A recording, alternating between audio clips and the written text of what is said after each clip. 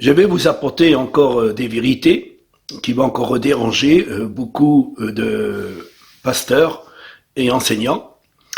Je répéterai toujours cette vérité parce que cette vérité que beaucoup ne voulons pas accepter, mais je vous donne des preuves à l'appui.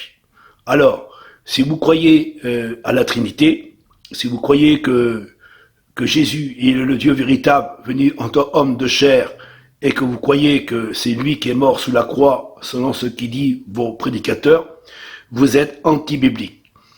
Et vous ne pouvez pas y rentrer dans le royaume de Dieu parce que vous avez tordu les Écritures, vous avez déformé la parole de Dieu pour nous faire un évangile à votre façon. Malheur à celui qui ajoute et qui retranche. Alors pour cela, on va vous donner des preuves au sujet de la plume mensongère que vos catholiques et ainsi que les protestants ont mis à l'intérieur de la parole de Dieu.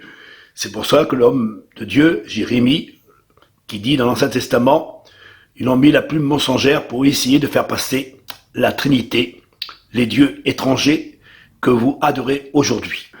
Mais malheureusement, vous ne voulez pas écouter parce que vous l'avez reçu un esprit d'égarement.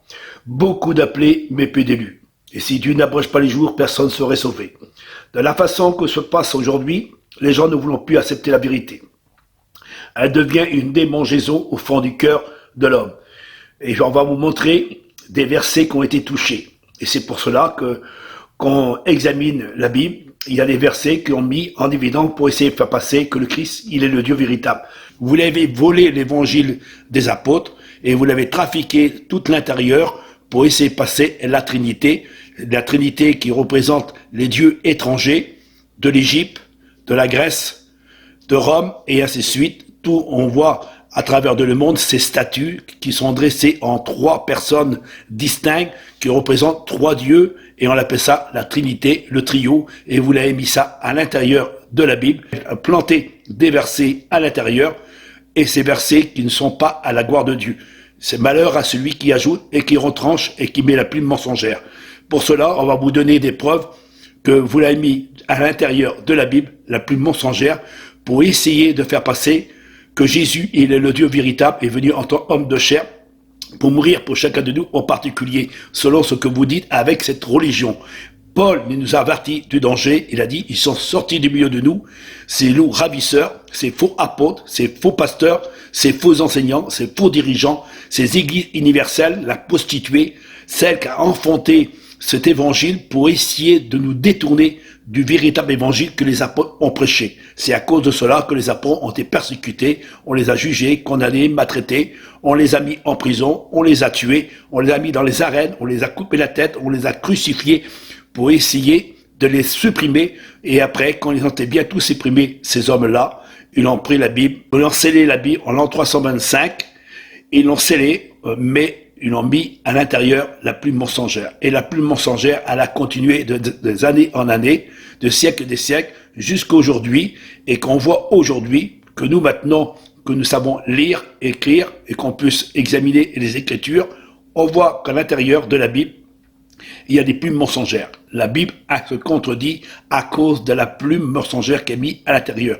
C'est pour cela, quand on regarde un verset, on prend un verset, il y a un autre verset qui contredit un autre verset. Et c'est pour ça que toutes les religions de ce monde qui ne sont pas en accord, c'est pour ça que les catholiques n'ont pas été d'accord avec les protestants, toutes les religions ne sont pas en accord les uns avec les autres.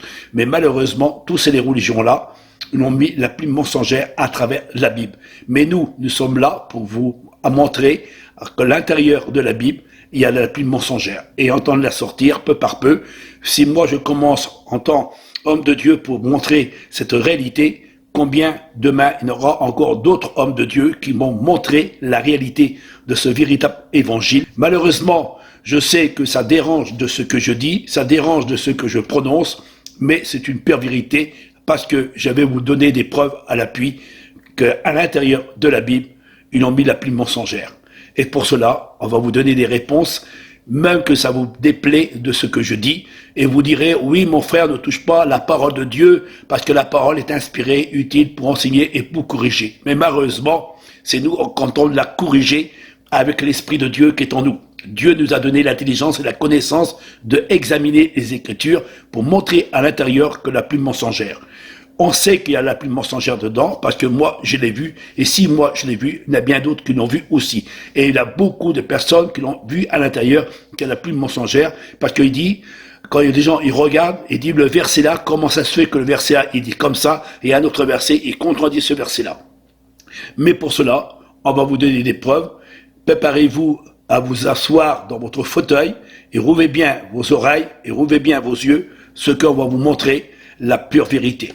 Que Dieu vous bénisse, frères et sœurs et amis. Nous ne sommes pas là pour vous juger, ni vous condamner, mais nous sommes là pour vous apporter la véritable évangile que les apôtres ont prêché, et non comme les catholiques et les protestants, les évangélistes, les baptistes, les pentecôtistes et tous ces églises universelles qu'on appelle la prostituée, elle qu'elle a enfanté un évangile qui n'est pas le véritable évangile que les apôtres ont prêché. C'est pour cela que nous sommes peut-être jugés, condamnés, maltraités, persécutés par des tribulations, parce que nous prêchons le véritable évangile de Dieu. Alors préparez-vous à recevoir encore des vérités qui vont encore déranger ces religieux de ce monde. Frères et sœurs et amis, que Dieu vous bénisse en abondance.